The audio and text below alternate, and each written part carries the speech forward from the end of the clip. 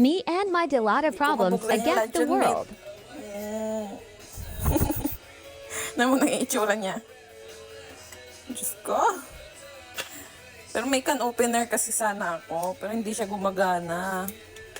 Ganito yung nagagawa niya, oh. Tapos, tinry ko naman kutsilyo. Wala palang dulo to. A few moments later. Grabe. Grabe.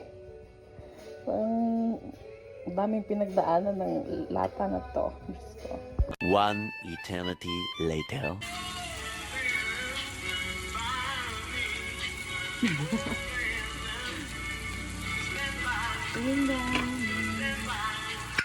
Hala! Patay! Taon na ni pag-adle!